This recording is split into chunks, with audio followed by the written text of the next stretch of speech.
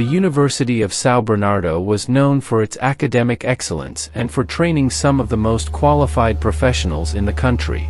Founded more than a century ago, the institution maintained rigorous traditions and a challenging curriculum, with the aim of preparing its students to face the challenges of the modern world.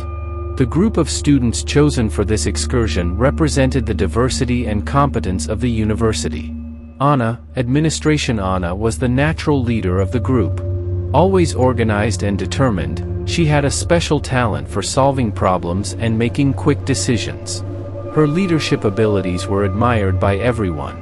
Lucas, Philosophy Lucas was the critical thinker of the group. Questioning and skeptical, he always sought to understand the reason for things. His analytical insight often brought a new and valuable perspective to any discussion. Beatriz, Psychology Beatriz was the sensitive and empathetic of the group. Always attentive to the feelings of others, she had an incredible ability to understand and comfort people. Her presence calmed and inspired confidence. Carlos, Civil Engineering Carlos was a practical and always good-humored engineer. He had an innate ability to deal with structures and solve technical problems, but he was also known for his ability to ease tension with his infectious humor. Julia, History Julia was the scholar of the group. Passionate about knowledge, she spent hours immersed in books and research. Her insatiable curiosity and impressive memory made her an inexhaustible source of information. The ultimate goal of the excursion was to test the students' skills in an unfamiliar and challenging environment. Dr. Enrique, a respected and demanding professor, organized the trip as part of a special training project. He believed that only in extreme situations could students truly demonstrate their preparedness for adult life and their future careers. The destination was an old mansion isolated in the mountains, surrounded by legends and spooky stories. They said that the mansion was haunted and that many who entered there were never seen again.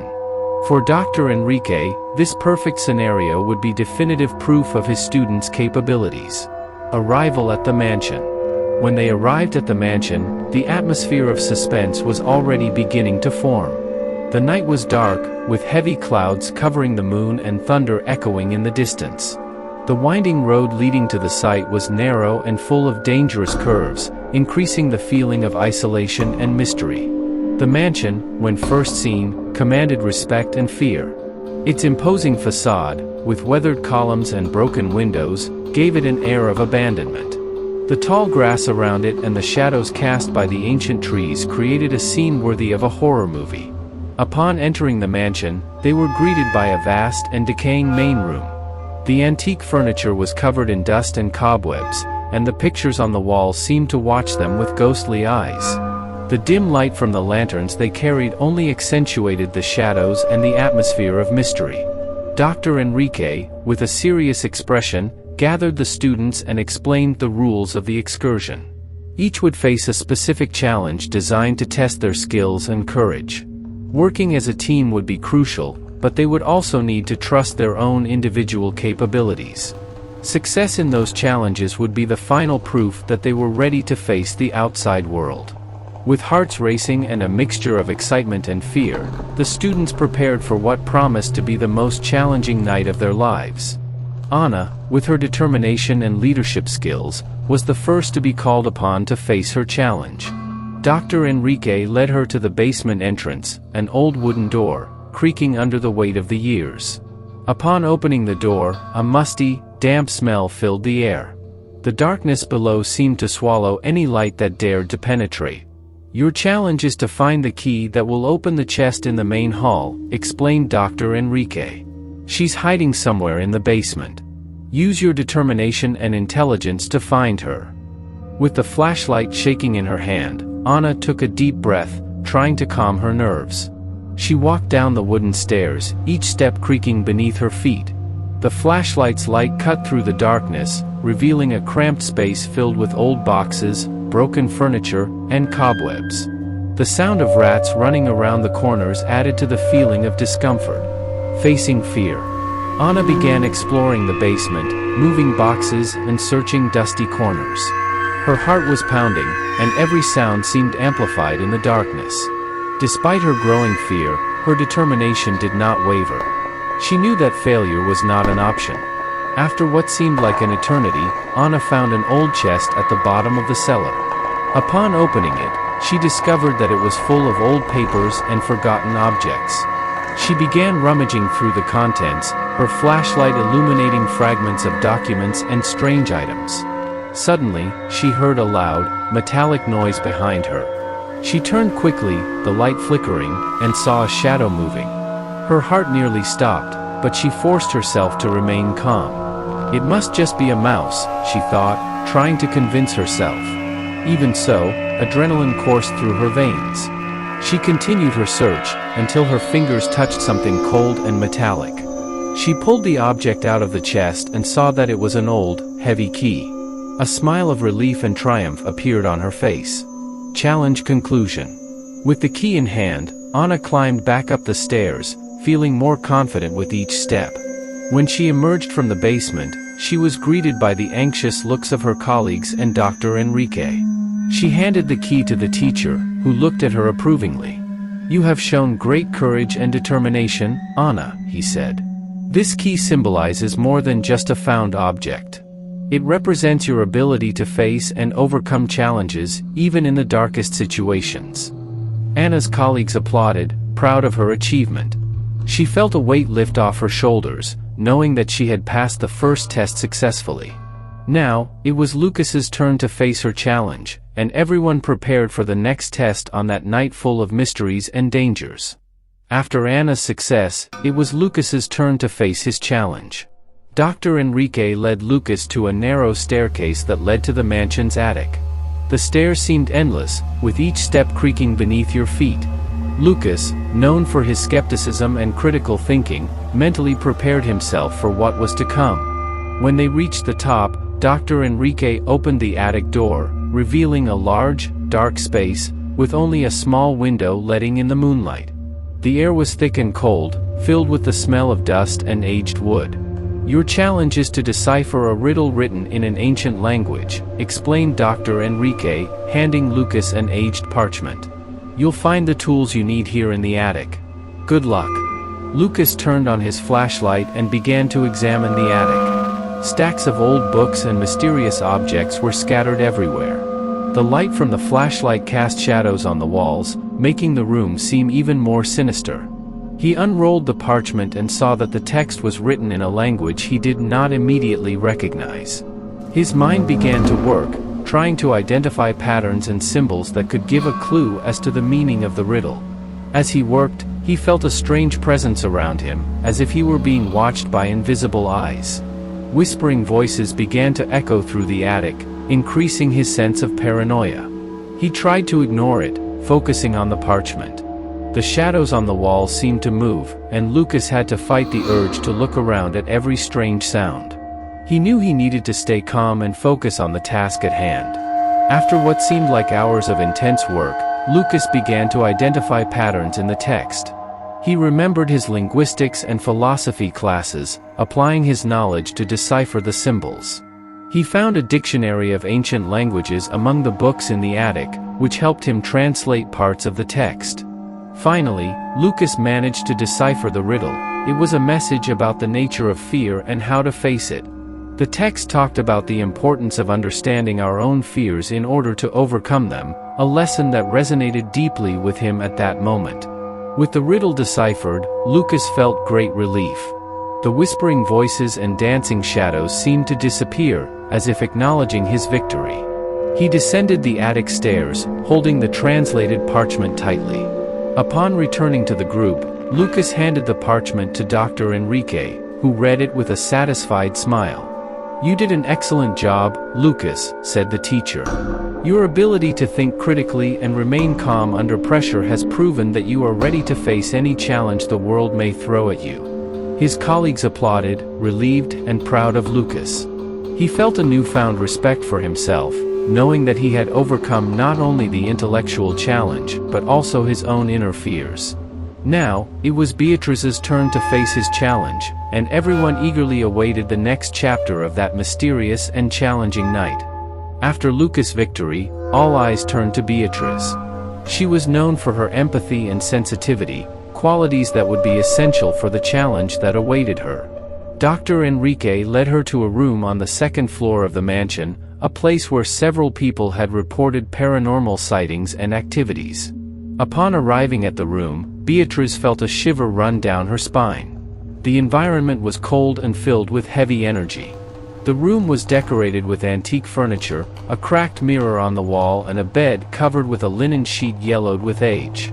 Her challenge, Beatriz, is to communicate with the spirits that reside in this room and understand what keeps them here, explained Dr. Enrique. Use your empathy and sensitivity to make a connection and help these souls find peace.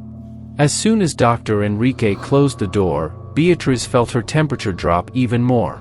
She lit some candles she had brought, creating a circle of soft light in the middle of the darkness.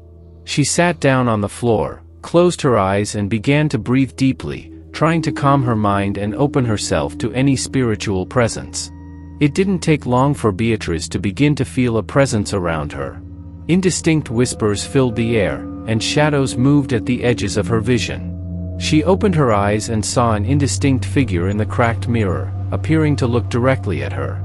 She felt a surge of fear, but quickly controlled it, remembering her goal. "I'm here to help," Beatriz said loudly, her voice echoing in the silent room. "Whoever is here, talk to me. I want to understand what binds them to this place." Little by little, spiritual presences began to manifest themselves more clearly. Beatriz saw spectral figures appear around her, each carrying an expression of sadness and despair. Using her empathy, she began communicating with them, trying to understand their stories. One of the souls was that of a young woman who had tragically died in the mansion. With tears in her eyes, Beatriz listened to his story of lost love and betrayal. Another soul was that of an elderly man who had been the mansion's caretaker, unable to relinquish his post even after death. Each spirit had its own pain and reason for being trapped there. Beatriz used her psychology skills to help each spirit confront their trauma and find peace. She spoke words of comfort, guiding them to acceptance and liberation. The shadows began to dissipate, and the air in the room grew lighter as each soul found its peace. When the sun began to rise, Beatriz felt that her task was complete. The spiritual presences had disappeared, and the room, once dark and cold, now seemed peaceful. She got up, exhausted but satisfied, and opened the door. Upon leaving the room, she was greeted by the anxious looks of her colleagues and Dr. Enrique. He watched her with a look of approval and respect. "You did it, Beatriz," he said. "Your empathy and ability to connect with others, even those no longer with us, are impressive. You demonstrated incredible emotional strength." Her colleagues applauded, relieved and proud of her courage and sensitivity. Beatriz felt a deep sense of accomplishment, knowing that she had helped those souls find peace. Now, it was Carlos' turn to face her challenge, and the group prepared for the next test, that night full of mysteries and overcoming. With Beatriz having completed her challenge, everyone turned to Carlos, the group's prankster, known for always relieving tension with his humor. Dr. Enrique led Carlos to a mysterious room, whose walls were covered in mirrors of all sizes and shapes. "Your challenge, Carlos, is to find your way out of this room," explained Dr. Enrique. "But it won't be that simple. You'll need to face your own reflections and what they reveal about you." Carlos entered the room, and the door closed behind him with a bang. He found himself surrounded by countless distorted reflections of himself. At first he laughed, making faces in the mirrors, but soon realized something was wrong. The reflections began to transform, showing versions of him that were frighteningly different, weak, fearful, mocking his deepest insecurities.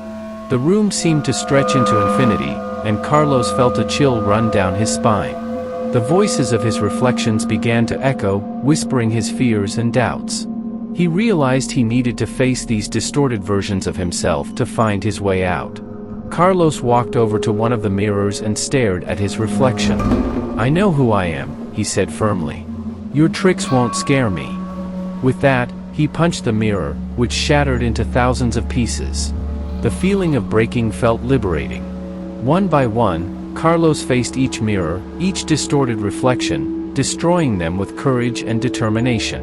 With each broken mirror, He felt stronger, more sure of himself. Finally, he found a hidden door behind the last mirror. Carlos opened the door and left the room, feeling lighter and more confident. Upon returning to the group, he was greeted with applause and words of encouragement. Dr. Enrique smiled at him. You demonstrated great courage in facing your own insecurities and overcoming your fears. That is a sign of true strength. With Carlos' challenge completed, the focus turned to Julia, the group scholar, who was about to face the last challenge of the night. Julia, with her passion for knowledge and history, was led by Dr. Enrique to the mansion's library. It was a vast room, with shelves stretching from floor to ceiling, filled with ancient books and rare manuscripts. Your challenge, Julia, is to find an ancient grimoire hidden somewhere in this library, explained Dr. Enrique. You will need to use your intelligence and knowledge to unlock the secrets hidden here.